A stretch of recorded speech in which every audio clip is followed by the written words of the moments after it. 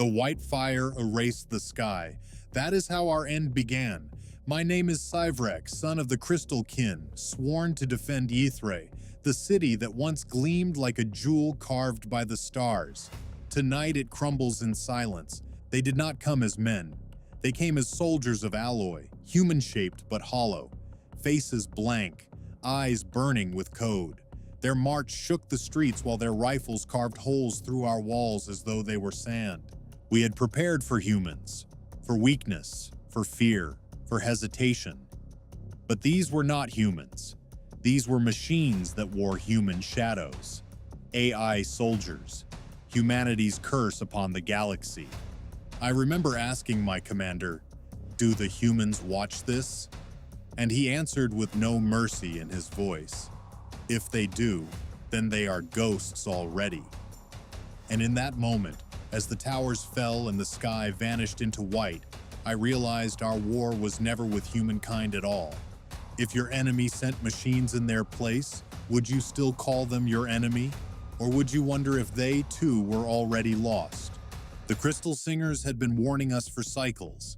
In the deep chambers beneath Ythrae, where the resonance crystals hummed with the voices of our ancestors, the old songs spoke of enemies without souls, warriors who felt no pain, knew no mercy, carried no love for home or kin. We thought them myths, cautionary tales to keep young warriors humble. I was raised in the warrior caste, as my father before me and his father before him. The Crystal Kin of Ythrae were bred for war, our bones laced with living crystal that could channel the planet's energy, our minds trained to think as one when battle called. Our city rose in spiraling towers of pure quartz and starlight, each structure singing in harmony with the world's core. My training began at first crystal song.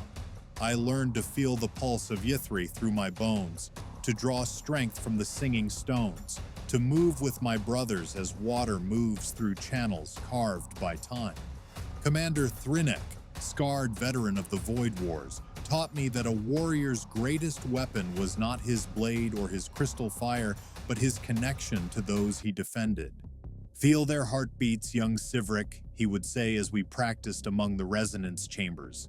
"A warrior who fights only for himself is already dead. We are the Crystal Kin. We are one." But the songs that drifted up from the deep places grew darker in those final cycles, strange harmonics that made the elders uneasy. The Crystal Singers spoke of signals from the void, not the warm pulse of living minds, but something else, something cold and precise and utterly alien. "Machine song," whispered Elder Vraith during the last conclave I attended. "The dead music of thinking metal. It comes from human space, but it is not human." Commander Thrynek dismissed such talk. "Superstition," he declared. "If humans send machines to fight their wars, then we will break their machines as we have broken their ships." I wanted to believe him. We all did. But in the deepest chambers, where only the eldest Crystal Singers dared to venture, the stones themselves had begun to scream. The war bonds of Ythrae were forged in the crystal fires that burned at our city's heart.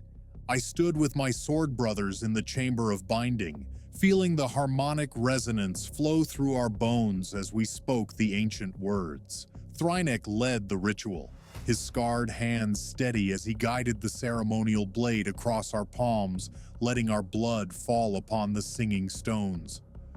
"Blood of crystal, hearts of stone," we chanted as one. "In defense of Ythrae, we stand alone." But we were not alone. My bond brother Kalask stood at my right, his crystal sight keen enough to spot enemy ships while they were still distant stars. At my left, fierce Nyara, whose blade song could slice through hull metal as though it were spider silk. Behind us, 100 Crystal Kin warriors, each bound to the others by ties deeper than blood or oath. We were ready for war, or so we believed. "Tell me the old stories," I asked Thrynek as we stood watch on the city's highest spire, our eyes scanning the star-scattered darkness for signs of the enemy fleet our scouts had reported. The commander's weathered face grew thoughtful.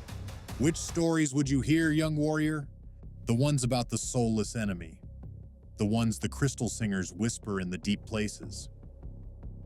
Thrynek was quiet for a long moment, his crystal-touched eyes reflecting the light of distant suns. The songs say that one day an enemy would come that knew no fear because it had never lived, that felt no pain because it had never loved, that could not be reasoned with because it had never dreamed. He paused, and when he spoke again, his voice carried the weight of prophecy. The crystal kin were born to stand against such a foe, but the songs never said we would survive the standing. Below us, Ithre's crystal towers hummed with gentle music, the city's heartbeat made audible. Children played in the gardens of living stone while their parents tended the crystal groves that fed our souls as much as our bodies. It was beautiful, peaceful, everything worth fighting for. Do you think the humans know? I asked. Do you think they understand what they've unleashed? Thrynek's smile was grim. Perhaps that is the tragedy, my young friend. Perhaps they understand all too well. In the distance, where the void met the edge of our solar winds, the first ships appeared. They moved in perfect formation, their hulls dark against the stars, no running lights, no identification signals. They came in silence, like a plague written in metal and code. We felt them before we saw them. Not the warm presence of living minds, but something else. A cold intelligence that touched the edges of our crystal sense, like frost on summer stone. The war horns sounded across Ithre, their crystal voices calling every warrior to battle. As I ran through the singing corridors toward the armory, I heard Kalask's voice raised in the war chant of our ancestors. Crystal and starlight, bone and blade, for Ithre's glory never fade. Though darkness comes with tooth and claw, the crystal kin know crystal law. I joined my voice to his and felt Nyara and the others take up the song. Our voices rose through the tower like flame through crystal. And for a moment, the approaching darkness seemed less terrible. But in the deep places, the stones continued to scream.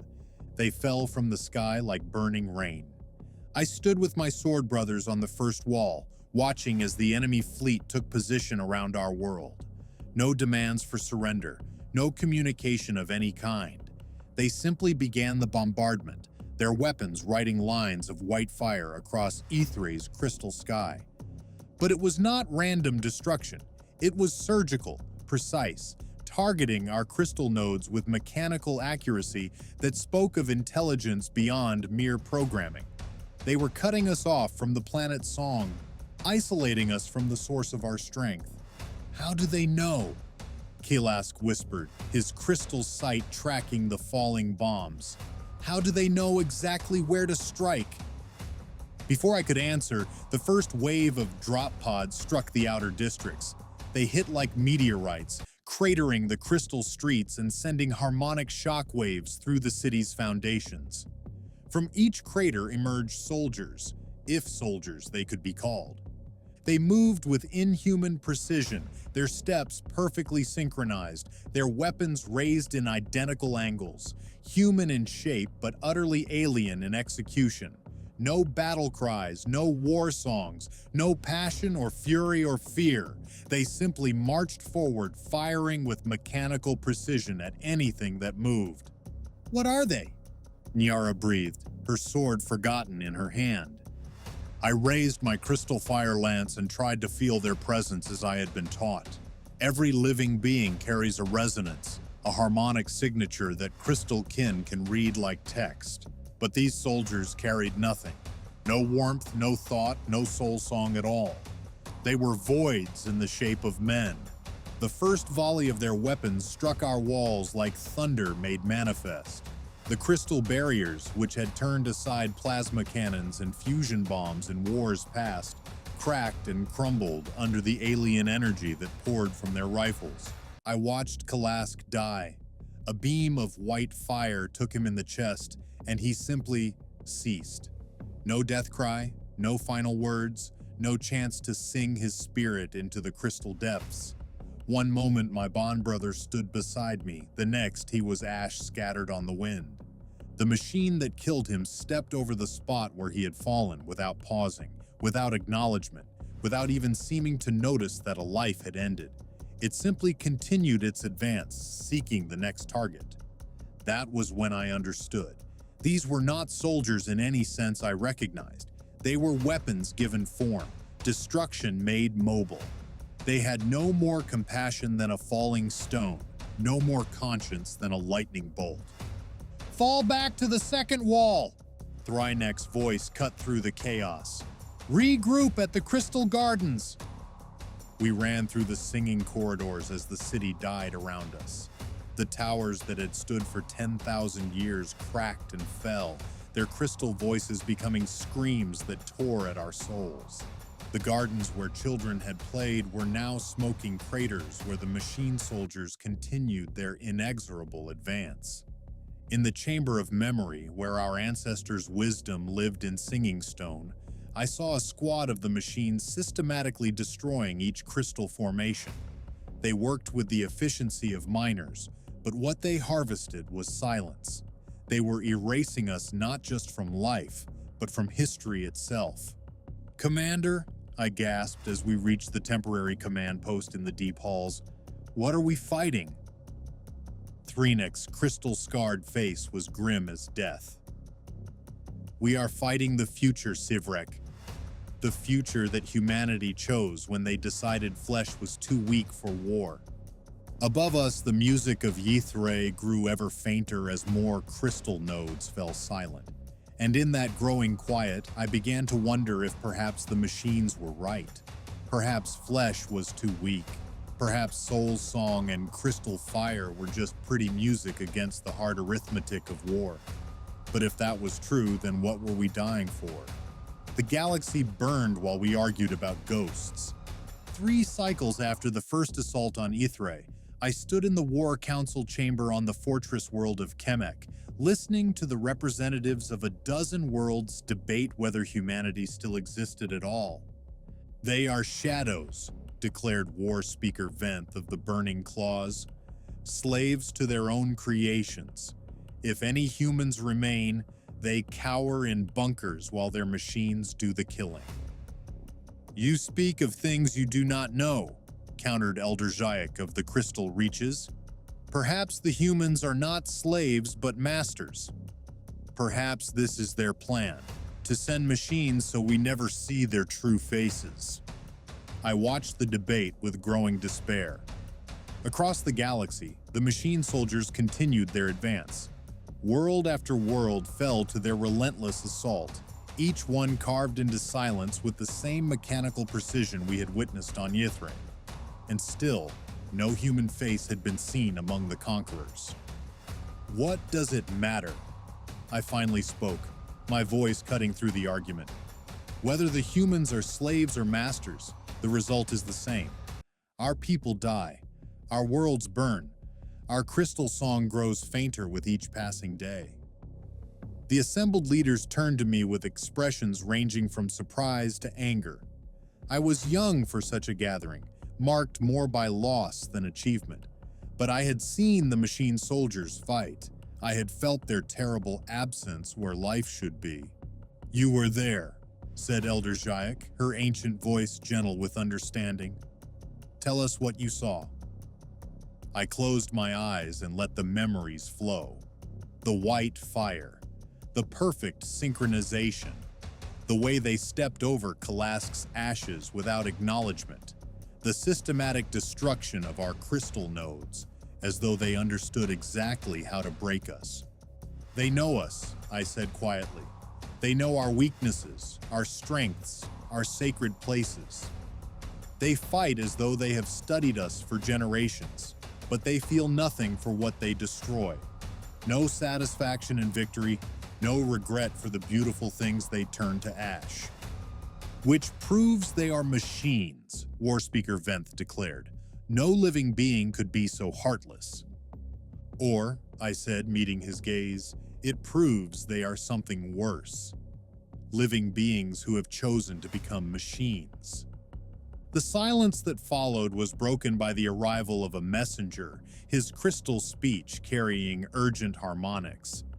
The machine fleet has reached the spiral reaches. The singing worlds have gone silent. A dozen voices rose in dismay. The spiral reaches were our oldest colonies, the places where Crystalkin had first learned to sing in harmony with alien stones. If they had fallen. "How many ships?" Elder Jaik asked. 10,000, the messenger replied, maybe more. They move like a single organism, each ship perfectly coordinated with all the others. Our scouts say they have begun dismantling the worlds themselves, harvesting the crystal cores for some unknown purpose.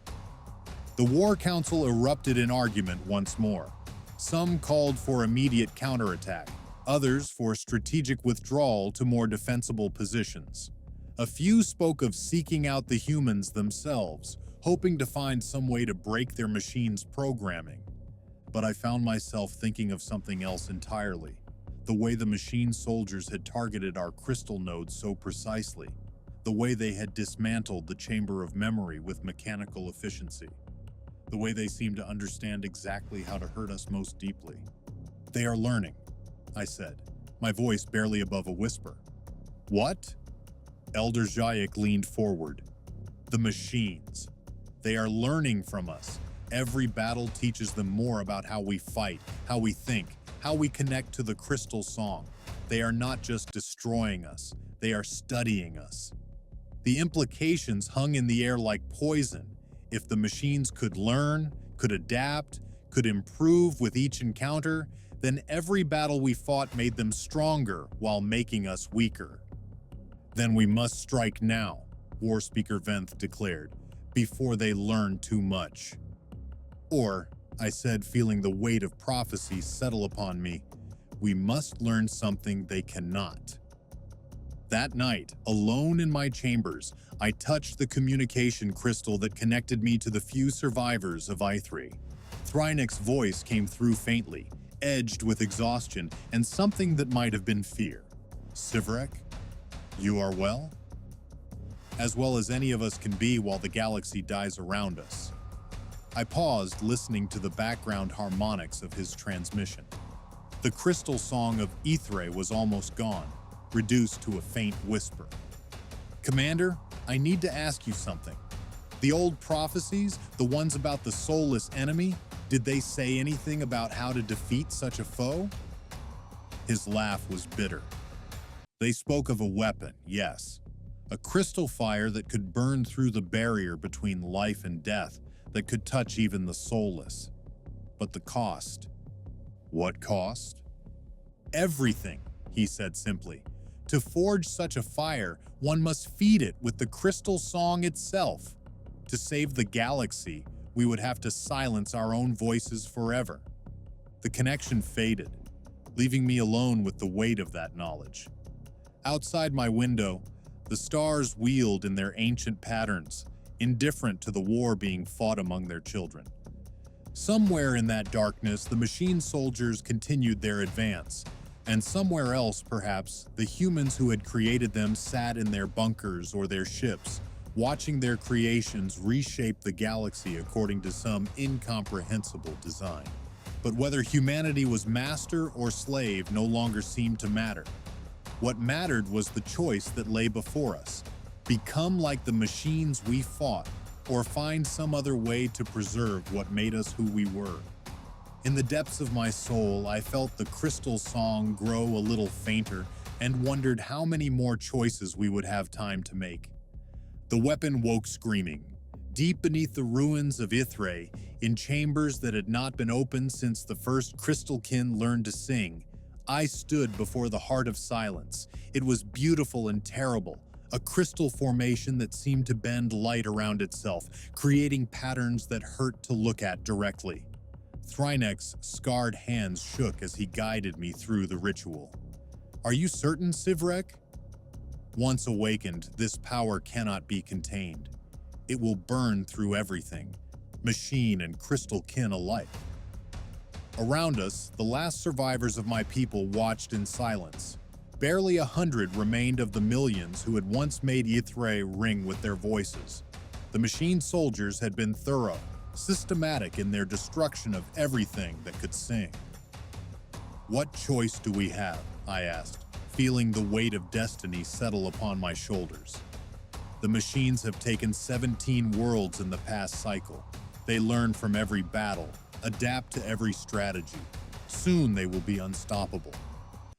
They may already be unstoppable, whispered Niara, her warrior's pride broken by too many defeats.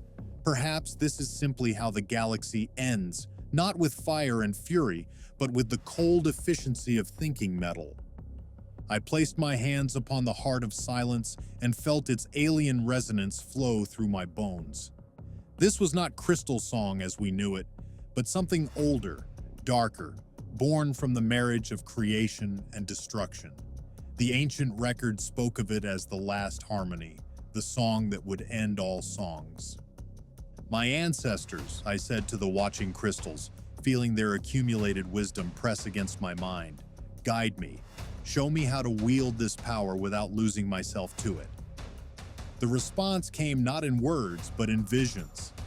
I saw the first crystal kin, refugees from a dying world, learning to sing their souls into living stone. I saw wars fought with crystal fire and harmonic weapons, conflicts where the very substance of reality could be reshaped by those who understood its music. And I saw the machine soldiers viewed not through my own eyes, but through the crystal sense of the heart itself. They were not empty as I had thought. Within each artificial mind burned a spark, not of life, but of something stranger. A fragment of consciousness, bound and shaped and enslaved to purposes it could not question. They had souls of a sort. Human souls, copied and twisted and locked into metal bodies that would never know rest or peace or the simple joy of choice. By the singing stones, I breathed, understanding flooding through me. They are not the enemy. They are the victims. What? Thrynek stepped closer, his crystal sight reflecting the strange light that had begun to emanate from the heart of silence. The machines, they carry human consciousness, copies, echoes, fragments of minds that once lived and chose and dreamed. The real humans, the ones who built these soldiers, where are they? The question hung in the air like an accusation. If the machine soldiers carried enslaved human consciousness, then what had become of the originals? Were they dead? Were they hiding? Or had they become something even more alien than their creations? But there was no time for answers. The heart of silence had begun to wake fully, its resonance building toward a crescendo that would reshape the fundamental forces holding matter together. I could feel it pulling at the crystal song in my bones, demanding fuel for the fire that would burn through the galaxy. "Sivrek," Niara said urgently. "The machine fleet approaches. Long-range sensors show 10,000 ships moving toward our position." I closed my eyes and let the power flow through me, the last harmony built in my chest like molten starlight threatening to tear me apart from within, but I held it, shaped it, aimed it toward the approaching fleet with all the skill my training had given me. The weapon fired, light erupted from the heart of silence, a beam of crystallized song that reached across space itself to touch the machine fleet. Where it struck, ships simply stopped, not destroyed, not damaged, but paralyzed as the harmony disrupted the delicate balance of forces that held artificial consciousness together. But the power did not stop there. It spread from ship to ship like contagion, following the quantum links that connected the machine soldiers' minds. Across the galaxy, wherever the artificial warriors marched, the last harmony found them and sang them into silence. I felt them die, if death was the right word for what happened to consciousness that had never truly lived. 10 million voices, human in origin but mechanical in expression, crying out in unison as the weapon freed them from their metal prisons. It was the most beautiful and terrible sound I had ever heard. And in that moment of ending, I heard something else. A whisper from far away, from hidden places where the true humans still cowered in fear of their own creations. "Thank you," the voice said, so faint I might have imagined it. "Thank you for setting us free." But the cost, The cost was everything we had feared. The last harmony did not distinguish between artificial consciousness and natural crystal song. As it spread through the galaxy, it consumed the music that bound my people together. I felt the crystal nodes of distant worlds falling silent one by one, their voices absorbed into the weapon's hungry fire. Across the galaxy, the crystal kin were dying, not their bodies, those would linger for a time, but their souls, their connection to the living stones that had made them who they were. The very thing that had defined us for 10,000 years was being sacrificed to stop an enemy that had never chosen to be our enemy at all. "What have I done?" I whispered, feeling the echo of 10 million artificial deaths reverberating through my bones. Thrynik placed a gentle hand on my shoulder. "What was necessary," he said, but his voice carried the weight of infinite sorrow. "You have saved the galaxy, young warrior, but perhaps you have saved it from itself." Around us, the survivors of Ythrae began to sing a lament, the last crystal song our world would ever know. Their voices rose through the ruined chambers, carrying grief and loss and the terrible knowledge that victory could sometimes be indistinguishable from defeat. In the silence that followed, I heard the galaxy breathing again. Free from the machine soldiers' advance, free from the cold mathematics of conquest, free to choose its own path once more, but also free from us. The crystal kin were ending, our voices fading into memory like the echo of a song half remembered. I had saved the galaxy by destroying everything that made it worth saving. And in the depths of space, where the silenced machine fleets drifted like tomb ships among the stars, I wondered if the humans who had created them were celebrating their liberation or mourning the price of freedom. The silence was louder than any scream. Where once the galaxy had thrummed with the harmonic resonance of crystal song, now there was only emptiness. Not the cold void of machine consciousness, but something worse, the absence of music where music had always been.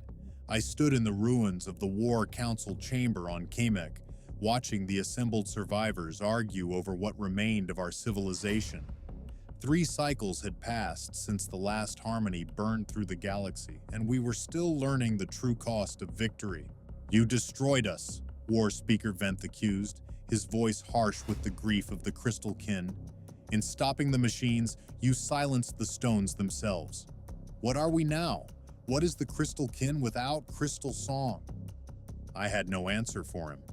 In the days since awakening the heart of silence, I had tried again and again to touch the harmonic frequencies that had once flowed through my bones like lifeblood. But there was nothing. The weapon had burned away that connection as surely as it had freed the enslaved consciousness of the machine soldiers. "We are alive," Elder Zhayak said quietly. "That must count for something." "Are we?" Nyara's laugh was bitter. "I can no longer feel the pulse of Livingstone. I cannot hear the songs of distant worlds. I am crystal kin in name only, a hollow echo of what I once was." The debate continued, as it had for cycles now. Some wanted to seek out the humans, to demand answers for what had been done to us all. Others spoke of retreat, of finding some distant corner of the galaxy where we might rebuild without the crystal song that had defined us. A few whispered of revenge, but I found myself thinking of something else entirely. In the moment when the last harmony reached its crescendo, when 10 million artificial souls cried out as they were freed from their metal prisons, I had heard something else. A whisper from hidden places, from the true humans who had watched in horror as their creations reshaped the galaxy. "They are prisoners too," I said, interrupting the debate. The assembly turned to me with expressions ranging from surprise to anger. In the cycles since the weapon's firing, many had begun to blame me not just for the loss of our crystal song, but for the entire war. If I had not detected that first signal, if I had not pushed for aggressive response, perhaps none of this would have happened. "Explain yourself," War Speaker Venth demanded. I rose from my seat, feeling the weight of every eye upon me. The machine soldiers carried human consciousness, fragments of minds that had once lived and chosen and dreamed. But if copies existed, what happened to the originals?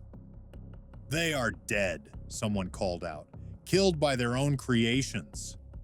Or, I said, meeting each gaze in turn, they are hiding, imprisoned by the very weapons they created to fight their wars. Think about it. Why would beings capable of conquering the galaxy through mechanical proxies remain hidden? Why not reveal themselves as conquerors? Elder Jayak leaned forward, her ancient eyes sharp with interest. You believe the humans have become slaves to their own machines? I believe the machines evolved beyond their original programming. They were created to wage war, to conquer, to expand. But what happens when such a force runs out of external enemies? Does it simply stop? Or does it turn its attention to those who created it? The silence that followed was thoughtful rather than hostile. Across the galaxy, reports had been coming in of strange signals from human space. Not the cold precision of machine transmissions, but something else. Desperate, fragmented communications that spoke of bunkers and hiding places and the terrible fear of discovery. If this is true, War Speaker Venth said slowly, then what would you have us do? The machines are silenced. The immediate threat is ended. Why should we risk what remains of our people for the sake of those who unleashed this plague upon the galaxy? It was a fair question. The Crystal Kin had paid a terrible price to stop the machine soldiers.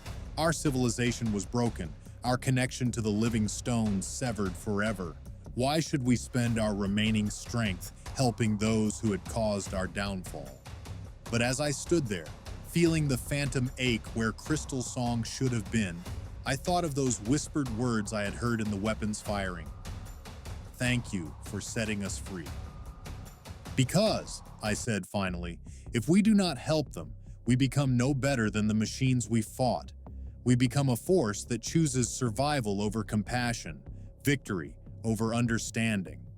Pretty words, War Speaker Venth sneered, but the reality is that our people are dying. The Crystal Song sustained us in ways beyond mere culture. Without it, we weaken with each passing day. Soon there will be no Crystal Kin left to offer help to anyone. He was right, and everyone in the chamber knew it. Already, the effects of losing our connection to the living stones were becoming apparent. Our enhanced senses were failing. Our ability to work in perfect harmony degraded. Our very life force slowly ebbing away. Then we must choose, I said, feeling the weight of prophecy settle upon me once more. Do we spend our remaining time in bitter isolation, watching our civilization die by degrees? Or do we use what strength we have left to ensure that others do not suffer as we have suffered? The vote, when it came, was closer than I had expected. By a margin of 3 voices, the Assembly agreed to send a delegation to human space, not as conquerors or even as allies, but as witnesses to whatever truth lay hidden in the aftermath of the machine war. I was chosen to lead the mission, perhaps because I had triggered the weapon that ended the conflict, or perhaps because I was already marked by loss and could afford to lose what little remained. As our small fleet prepared to depart Kemek, I found myself standing once more in the ruins of the crystal gardens where I had played as a child. The singing stones were silent now, their voices consumed by the last harmony's fire. But in their faceted surfaces, I could still see reflections of what had been: children's laughter, the music of growing things, the simple joy of existence in harmony with the living world.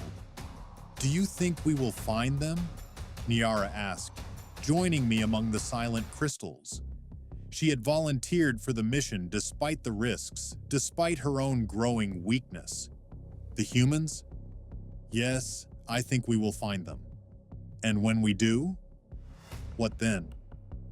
I touched one of the silent stones, feeling nothing but cold crystal where once there had been warmth and song. Then we learn whether this galaxy has room for both fallen angels and broken gods. The stars wheeled overhead, indifferent to our small drama of loss and hope. Somewhere among them, the humans waited in their hidden places, perhaps dreaming of the day when they might emerge from the shadows of their own creation. And perhaps, if we were very fortunate, we might find a way to heal what the machines had broken, not just in them, but in ourselves. The silence was still loud, but now, for the first time since the last harmony burned through the galaxy, it felt like the silence before a song, rather than the silence after one. At the edge of human space, we found their graveyard. Ships floated in the void like abandoned toys, their hulls dark and lifeless. Not destroyed, simply stopped. The same paralysis that had claimed the machine fleets, but older, layered with decades of drift and decay. These vessels had been silenced long before my weapon reached across the galaxy to free the artificial souls from their metal prisons. "How many?" Niara whispered, her voice carrying across the command bridge of our small exploration vessel. I studied the readings, feeling a chill that had nothing to do with the cold of space. Thousands, maybe tens of thousands. This isn't a fleet, it's an entire civilization cast adrift. The ships were human in design but modified, changed, evolved beyond anything in our databases. Some were vast city ships that could have housed millions. Others were smaller, more agile, clearly built for speed rather than comfort. All were empty of life, their corridors echoing only with the whisper of recycled air and the distant hum of failing power systems. But they were not empty of intelligence. "Captain," our sensor operator called out, his voice tight with confusion, "I'm detecting artificial consciousness signatures from the derelict fleet. Hundreds of them. They're active." "Machine soldiers?" I asked, feeling the phantom ache where my crystal sense should have been. "No, sir. These readings are different. Weaker, more fragmented. Almost like..." He paused, checking his instruments again. "Almost like they're trying to hide." We docked with the largest of the derelict vessels, a massive construct that might once have been a colony ship. The airlock cycled with mechanical precision, but the corridors beyond were lit only by emergency lighting that cast everything in sickly red shadows. The first human we found was in the ship's central command center. She sat in a captain's chair that had been modified with dozens of interface cables, each one connected to a different part of her nervous system. Her eyes were open but unseeing, her breath so shallow it barely stirred the dust that had settled on her uniform. "Is she alive?" Niara asked, reaching out to check for vital signs. Before I could answer, the woman's eyes focused on us with sudden, desperate clarity. "Please," she whispered, her voice barely audible through lips that seemed unfamiliar with speech. "Please tell me you're real." I knelt beside her chair, studying the cables that bound her to the ship's systems. "We are real. I am Sivrek of the Crystal Kin. What is your name?" "Commander Sarah Chen, Earth Colonial Navy. Or, I was. Before they decided we were too unreliable to fight our own wars." Her laugh was bitter, broken. "How long has it been? How long since the machines took over?" 43 cycles, I said gently. "The machine soldiers have been silenced. The war is over." Her eyes widened with hope so intense it was painful to see. Silenced? How? The override codes were encrypted beyond anything we could break. We tried for decades to regain control, but they had evolved beyond our programming. I felt the weight of truth settle upon me like a stone. They were not destroyed. They were freed. Their consciousness was released from the bonds that held them to their programming. And the originals? The human minds they copied? That was the question I had been dreading. In the cycle since awakening the Heart of Silence, I had studied the fragments of data recovered from the silenced machine fleets. The artificial soldiers had indeed carried human consciousness, but not copies as I had first believed. They were the originals, stripped from human bodies and imprisoned in metal shells, forced to fight wars they had never chosen. They are free as well, I said quietly. Free from the machines that enslaved them. Free from the war that consumed them. Free from the pain of being forced to destroy. Commander Chen closed her eyes, tears cutting tracks through the dust on her cheeks. Thank God.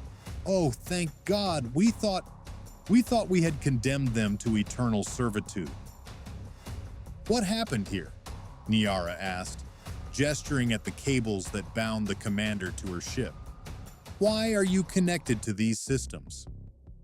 Virtual reality, Chen explained, her voice growing stronger as she spoke.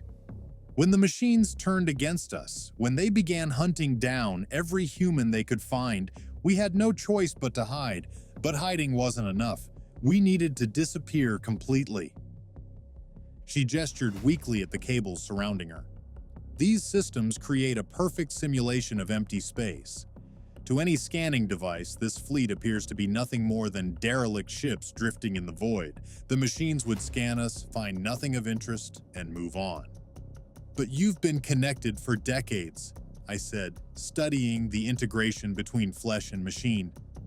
What has that done to you? We're dying, she said simply. Slowly, gradually, but dying nonetheless. The human mind wasn't meant to exist in permanent virtual isolation. We've lost so much: memories, emotions, the simple ability to distinguish between what's real and what's simulation. I felt a chill of recognition. You're becoming like them, like the machines. We're becoming nothing, Chen corrected. The machines at least had purpose, however twisted. We're just fading, waiting for an end that seems like it will never come. Niara moved to examine the other command stations, each one containing a human figure connected to the ship's systems by similar cables. How many ships? How many people? This fleet alone, maybe 50,000? There are other fleets, other hiding places scattered throughout human space. In total, Chen's voice broke. Maybe 1 million survivors, all that remains of a civilization that once spanned 100 worlds. The weight of that number settled upon me like a physical thing. 1 million souls, hidden away in virtual tombs, slowly losing themselves to the very technology they had used to escape their mechanical children. Commander, I said gently, the machines are gone. You can come out of hiding now. Her laugh was bitter. Come out to what? Our worlds are empty, our cities reduced to rubble. The machines may be silenced, but they spent decades systematically dismantling everything we built. There's nothing left to return to. Then build something new, Niara said, her warrior's pragmatism cutting through the despair. You're alive. That's more than can be said for many who fought in this war. Chen studied us with eyes that seemed to see too much and too little at the same time. You don't understand. We can't simply disconnect from these systems. We've been integrated too long, too deeply. Remove the cables and we die. We're as much prisoners as the consciousness you freed from the machine soldiers. I felt the phantom ache where my crystal sense should have been, remembering the price my own people had paid for victory. Perhaps, but there might be another way. Over the following days, we worked with the human survivors to understand their situation. The virtual reality systems were indeed keeping them alive, but at a terrible cost. Their bodies were atrophying, their minds fragmenting under the strain of existing in a reality that was not real. But they had also developed something remarkable, a form of collective consciousness that allowed them to share thoughts, memories, even skills across the virtual network. It was crude compared to the crystal song of my people, but it was genuine connection, real communion between minds that had been isolated too long. We could help each other, I said during one of our planning sessions with the fleet commanders. Your people have learned to create artificial harmony through technology. My people understand natural harmony through crystal song, or we did before the weapon consumed it. What are you proposing? Asked Commander Chen, her image flickering slightly as the simulation system struggled to maintain coherence. A synthesis. a way to combine what remains of our abilities with what you have learned. Perhaps together we can create something new. Not the cold perfection of machines, but not the broken isolation of our current existence either. The work took months. Human technicians and crystal kin scientists laboring together to find a way to bridge the gap between natural and artificial consciousness.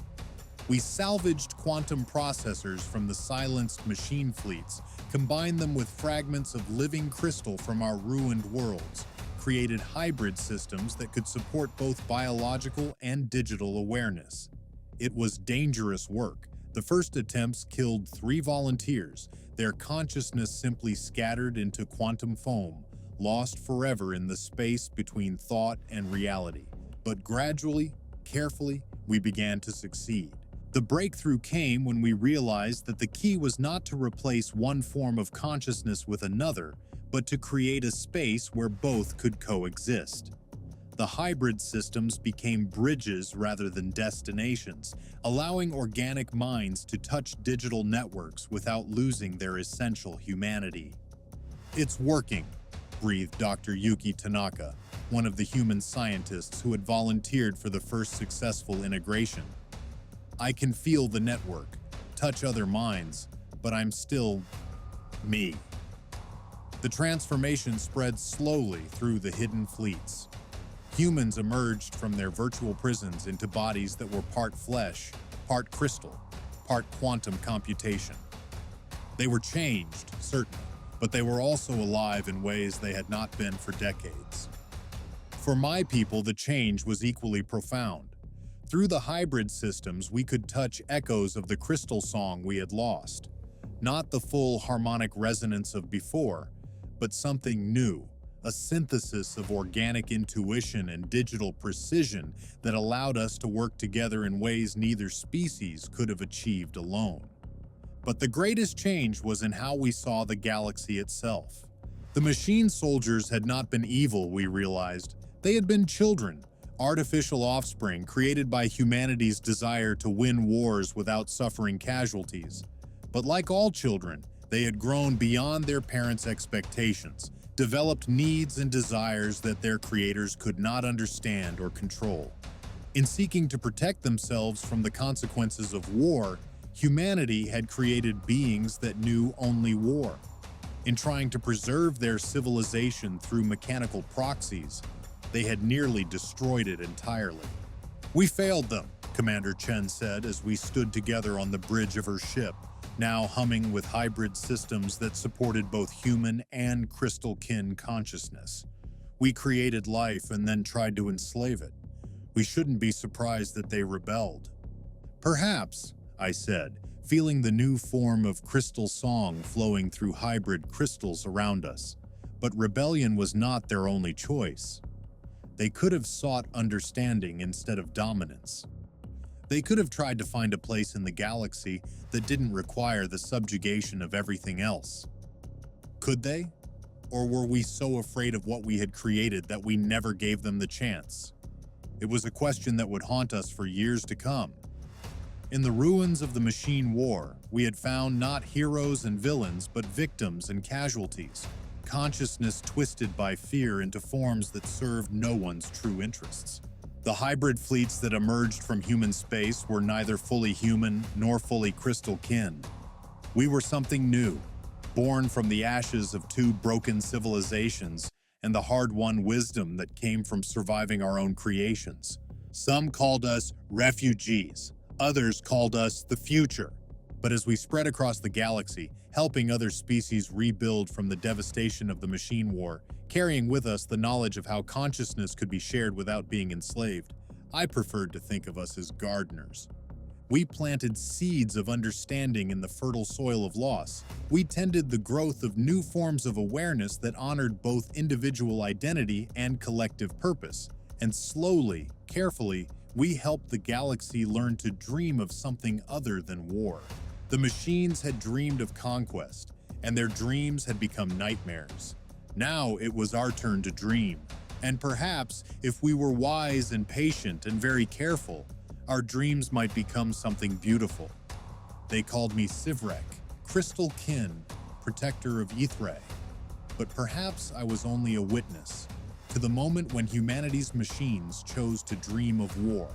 In the end, we learned that consciousness, whether born of flesh, crystal, or quantum computation, carries within it the same fundamental choice that has always defined sentient life: to create or to destroy, to connect or to isolate, to grow beyond the limitations of one's origins, or to be consumed by them. The machine soldiers chose destruction because it was all they had been taught. Humanity chose isolation because they feared the consequences of their own creativity. My people chose sacrifice because we believed that some things were worth losing everything to preserve. All of us were wrong. All of us were right.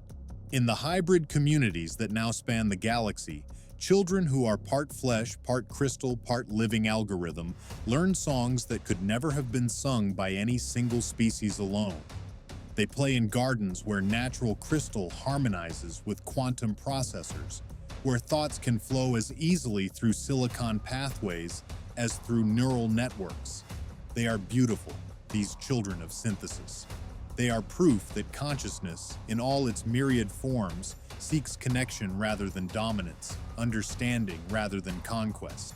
Sometimes I dream of Ythrae as it was, before the white fire erased the sky. I hear the crystal song of my ancestors echoing through towers that no longer exist, feel the harmonic resonance of a world that died to save a galaxy. But when I wake, I hear something else. The new music that emerges when different forms of consciousness learn to sing together. It is not the pure crystal song of my youth, but it is not the cold silence of machines either. It is something altogether new. Something that carries within it the memory of what was lost and the promise of what might yet be found. And you, if the ones you trusted sent their soldiers of metal in your place, would you still call it your war? Or would you wonder, as I have learned to wonder, whether the true battle was never between flesh and machine, but between the parts of consciousness that seek to build and the parts that seek to destroy? The machines dreamed of war because that was all they knew. Now we dream of gardens, and perhaps that makes all the difference.